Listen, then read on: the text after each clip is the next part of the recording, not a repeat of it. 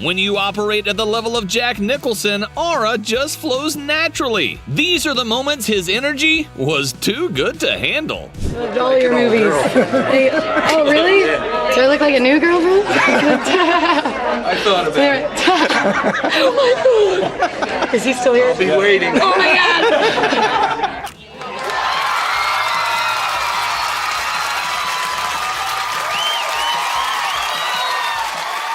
Why don't you let this nice lady alone? You know, Jack, thank God they've been assaulting me with horrible Nicholson impressions. Excuse me, Mr. Nicholson, how you doing?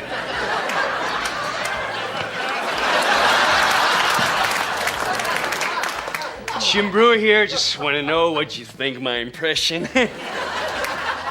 You want to know the truth? You can't handle the truth. I'm very proud of my ass.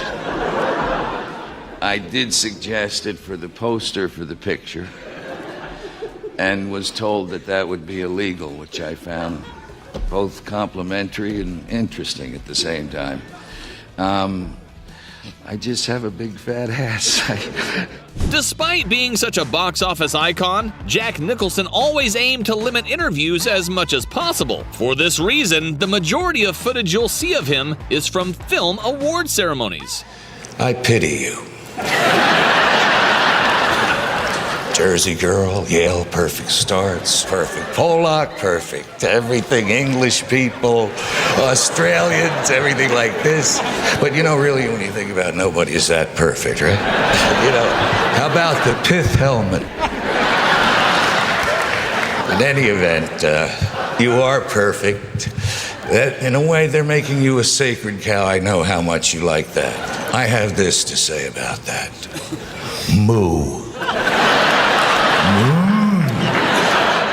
One of the stars of Heartburn was Jack Nicholson, and he gave me some pretty good advice about working with Mike. Isn't this brave? Another day, another $50,000. No, Jack said the one thing about Nichols is he's a comic. The bastard's always laughing. It's like working with a damn clown in a director's chair.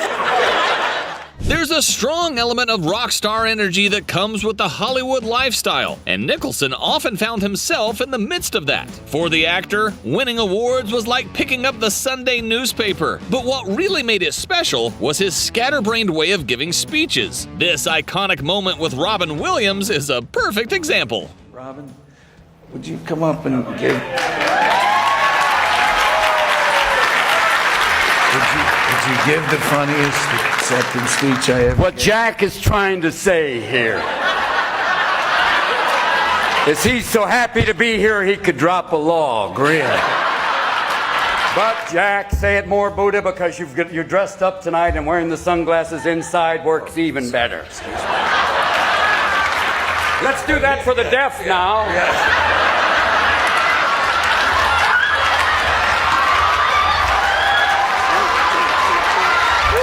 This was the moment Jack Nicholson won a Golden Globe for his performance in As Good As It Gets. The same moment he unleashed his inner Jim Carrey in front of the man himself.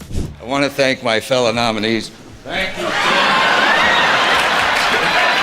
Sorry. Yeah, I know. Well, I warned Jim this would give me another decade of not having to behave myself, and here I am. And I'd like to thank Tim and all, and the British crew that we worked with was wonderful, and Nick Dudman, the makeup man who made my performance, and Michael, who I don't know, I guess I worked with him as Batman, but I'm just finding out about it now. Great. Did a hell of a job, too, didn't he? Hi, Jack. You're laughing. You're smiling. I'm just getting started.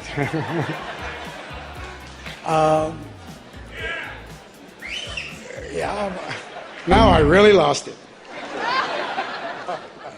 Did you know Jack Nicholson is a massive Lakers fan? His contracts would even include clauses for production schedule to be organized around Lakers games just so he could go see them. But whether it was on set or on the sidelines, the actor always put on a show.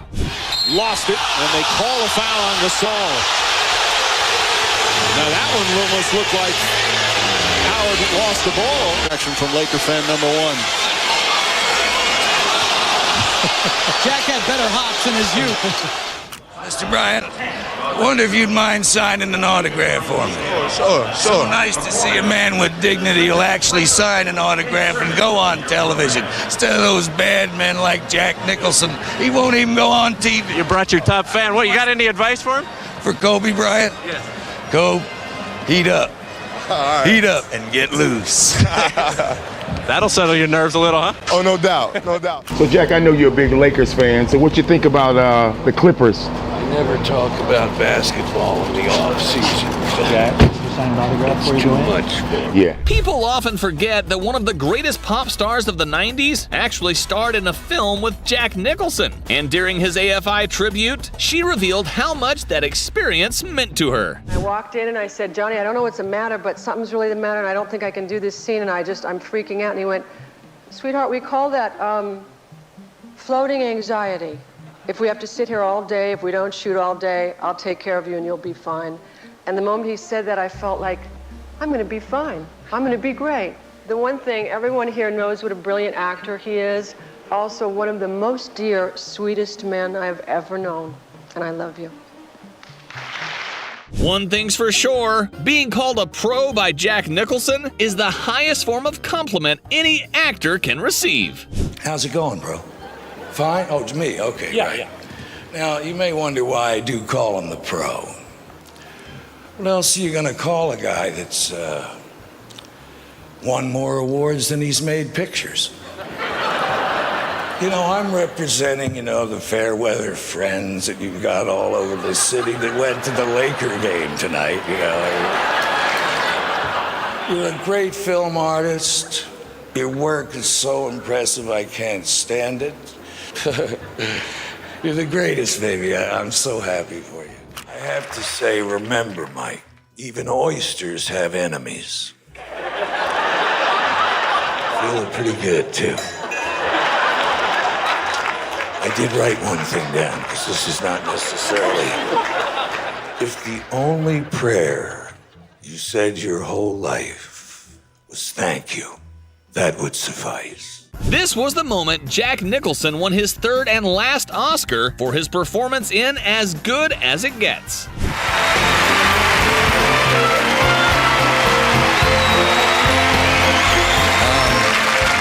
Thank you very much, the members of the Academy, for this, and we're very proud of the picture. We had I've had a sinking feeling all night, right up till here. Something about it. We had Jim Brooks, Maria Cavanaugh, Christy Zia, Bridget Johnson, Peter Andros, Laura Ziskin. So many producers on the picture, I can't remember them all. In 2015, Saturday Night Live celebrated their 40th year anniversary, and who better to host their show during this time than Jack Nicholson himself? When SNL started, the last helicopter had just flown out of Vietnam.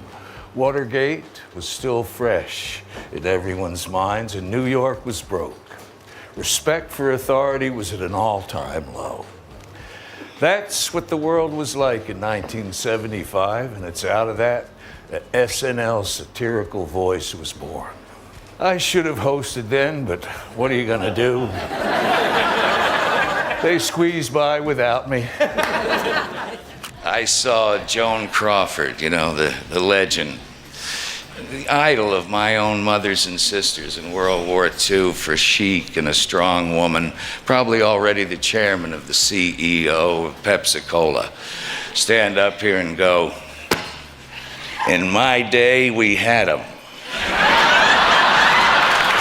I saw Rita Hayworth come sauntering down to center stage to some stripper music, turn her back, flip the dress back over her back. I'll tell you, What a sight. I almost wept. And over there, her ex-husband and stage partner and presenter for the night, Glenn Ford, looked out at us all and said, "If you only knew how many times I've been through this."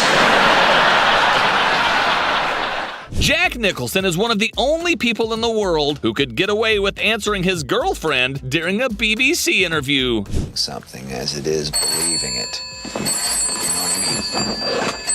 Hello? Hi, darling.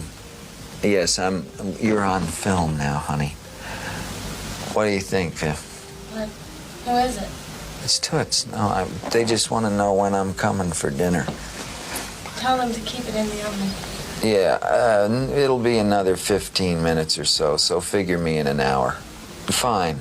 You arrange all this, anything's fine with me. Okay, darling. See you later. Bye. Who's Toots? Angelica. Don Rickles is a liar. Jack Black turned the only good joke I had into Cecil B. DeMille, so goddamn Jack Black, I'd like to bury him alive.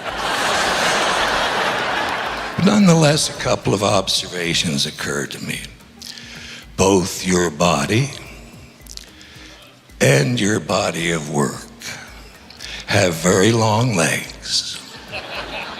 Being able to act convincingly is one thing. Sustaining that level for 4 decades is a completely different sport. Matt Damon once learned what the secret to get there really is, and there's one man he has to thank for it. Actually, when I did The Departed, I was in this rehearsal in pre-production, and it was just me and Jack in the room.